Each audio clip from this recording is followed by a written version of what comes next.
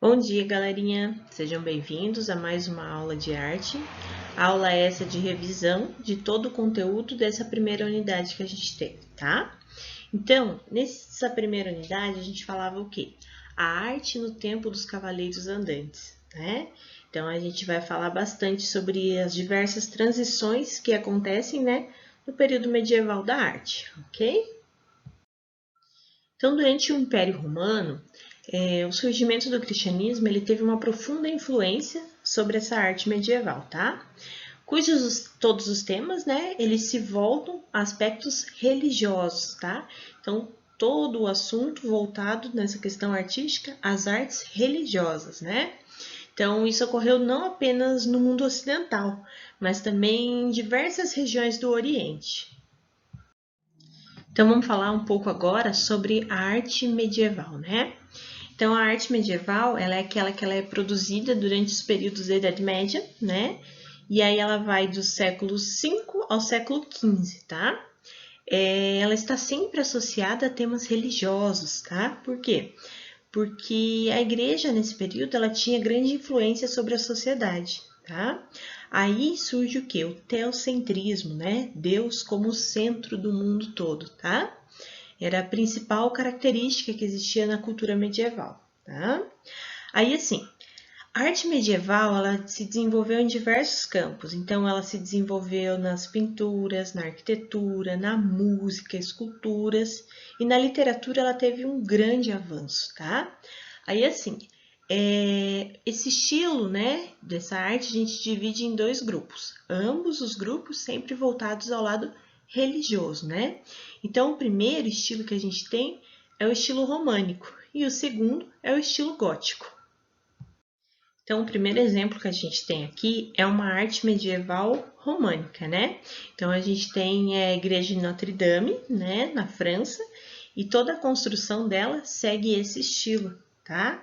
Então, os diversos estilos que eu falei para vocês lá durante as nossas aulas. A arte românica, ela recebe esse nome, né? Uma vez que ela está associada à cultura romana, tá? Então, por isso esse nome. Então, o estilo românico, ele se desenvolveu durante os períodos denominados da Alta Idade Média, tá? Então, ele fica lá entre o século V e o século IX, tá? Na arquitetura, a gente tem castelos, igrejas, mosteiros, né? Então, são os principais destaques que revelaram o estilo mais pesado, né? Se comparando à arte gótica, tá? Com o que acontecia? As características. Então, eles tinham poucas janelas, né? Por quê? Porque eles dificultavam a entrada de luz, né? As paredes eram paredes de grandes construções, muito largas, né? Por quê? Porque ela tinha o sinônimo de proteção, tá?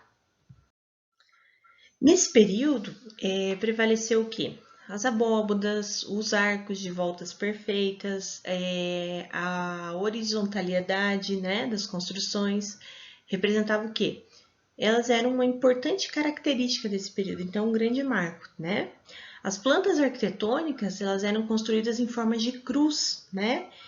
Por quê? Porque eram mais próximo ao céu. Então, o que acontecia? Essa cruz lá, o topo dela, mais próximo ao céu, tá? Na pintura e na escultura, os temas estavam essencialmente voltados para a religião também, né? Então, essas manifestações artísticas eram encontradas nas igrejas, nos castelos, né? Que tinham o intuito do quê? Adornar, bem como instruir as pessoas sobre os temas da religiosidade, tá? Então, assim, elas eram muito bonitas, muito decoradas, né? Mas tudo isso voltado ao quê? Para os ensinamentos da igreja para as pessoas, né? Então, assim, em relação ao estilo gótico, a decoração românica era muito simples, tá? Esse é um diferencial de uma e da outra. Então, agora aqui a gente vai começar a falar um pouco sobre a arte medieval gótica. Pela imagem aqui, né, então a Catedral de Milão, na Itália, vocês já conseguem ver as diferenças, né, das construções. Então, o primeiro estilo, né, estilo românico, então voltado mais com o estilo lá de Roma. Esse gótico, ele tem muito pontiaguda, né, então são os principais detalhes.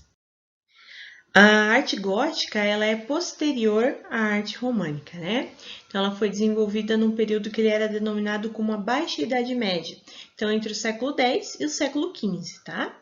Diferente da arte românica, a arte gótica, ela revelou maior riqueza e abertura, né? Então, ela era uma arte mais leve, considerada mais leve, né? Então, assim, o que acontecia? Se a gente comparar lá a arquitetura dos dois períodos, a gente nota que a gótica, né, tinha um estilo muito diferente. Então, as construções, elas não possuíam paredes tão grossas, né? As entradas, né, seja das igrejas ou dos mosteiros, eram mais abertas, então mais livres ao público. Elas tinham mais janelas, né? Então a luz solar conseguia entrar mais fácil, tá? Coisa que não acontecia antes, né? Então assim, a gente tem que sempre lembrar que as janelas da arte românica eram muito estreitas, né? Enquanto a da arte gótica são maiores, em maiores números, né? Permitindo assim a entrada de luz. Então ele sempre queria o quê? Essa entrada de luz, né?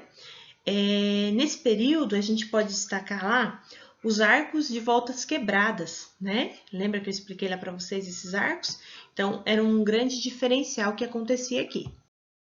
Para a gente ainda falar, né, sobre a arquitetura, então a arte gótica ela utilizou muitos vitrais, né, para essa entrada de luz. Então a maioria deles com temas religiosos, né? Então são aqueles pedaços, né, a janela quando ficam aqueles pedaços que eles colocam os vidros coloridos para facilitar essa entrada, né, de luz. E aí esse reflexo que acontecia dessa luz dentro, vamos dizer que sejam das igrejas, né? Que eram os grandes espaços que eles faziam essa demonstração, né? Uma das características mais relevantes da arquitetura gótica era a verticalidade, né? Diferente, né, do outro estilo. Então, um na horizontal, o outro na vertical, né? Então, as construções eram muito elevadas, né?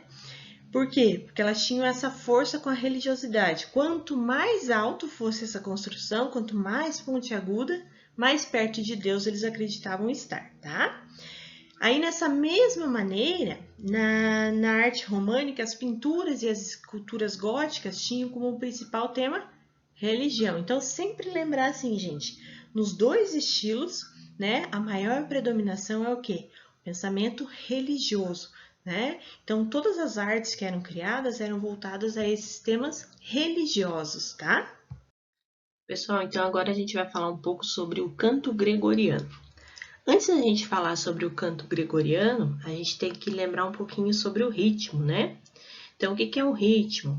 É aquele que constitui um grupo de sons musicais, lembra? Geralmente ele é conduzido por instrumentos de percussão, né? Ele tem um espaço de tempo, e aí nesse espaço de tempo a gente tem as notas musicais, né? Para a gente conseguir organizar tudo isso. Então, retomando lá o que a gente já estudou no primeiro bimestre, né? E aí, assim, quando a gente fala em canto gregoriano, a gente pode dizer também que é a música celestial, né? Então, no canto gregoriano, ele diz que as suas origens, né, vêm da música religiosa cristã, tá? Que ela é executada como se fosse uma oração. Sempre que os músicos, né, eles têm que colocar a devoção da sua cantoria, tá? Então, ele faz parte das orações religiosas, né? Então, assim, no canto gregoriano, o texto é o principal elemento dele, tá? Um dos gêneros do canto-chão, tá? Essa última palavra que eu falei para vocês pode parecer um pouco estranha, mas lembrem que eu comentei com vocês, né? Que parece algo muito complicado, mas ele nada é do que?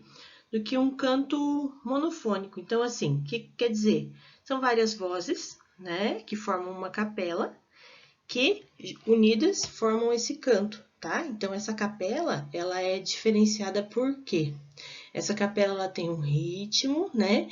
E todos os cantores ali, eles seguem a mesma letra, tá? Não tem nada diferenciado ali, ok?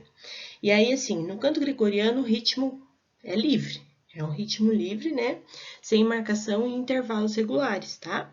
Ele é determinado pelo fluxo do texto que é escrito em latim. Então, geralmente, os textos em latim e ele é cantado. Sempre lembrar assim, o canto gregoriano praticado muito nas igrejas, né? Então, pode ser chamado também de música celestial, tá? Geralmente são os padres que fazem esse canto, ok?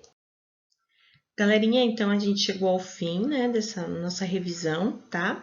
Qualquer dúvida que vocês tiverem, vocês podem me mandar perguntando no Positivo que eu responderei vocês, tá?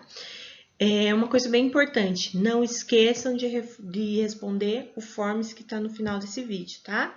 Então, assim, vai valer uma nota e a presença de vocês nessa aula, tá?